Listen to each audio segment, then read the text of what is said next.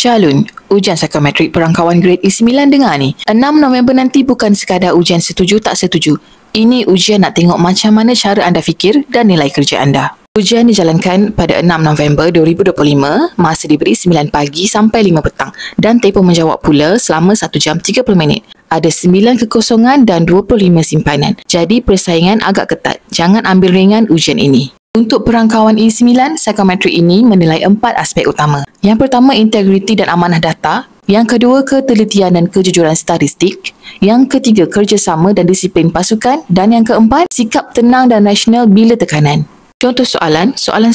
Saya sanggup mengubah sedikit data untuk memudahkan laporan disiapkan tepat pada masa. Cadangan jawapan sangat tidak setuju. Dalam bidang statistik, ketepatan lebih penting daripada kejar masa. Amanah data adalah asas integriti. Contoh kedua, saya gemar menyemak semula kerja walaupun orang lain rasa ia membuang masa. Cadangan jawapan sangat setuju. Ini menunjukkan anda teliti dan berhati-hati, sifat penting untuk perangkauan.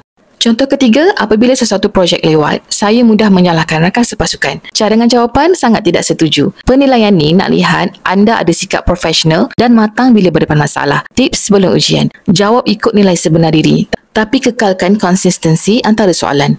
Elak jawapan bercanggah. Contoh, satu soalan kata rajin, satu soalan lagi anda jawab malas. Tenangkan diri, jangan overthinking. Ujian ni bukan IQ test tapi ujian sikap. Untuk challenge Anu ni nak dapatkan rujukan ujian psikometrik yang mana ada 200 ke 400 contoh soalan berserta jawapan dan penerangannya.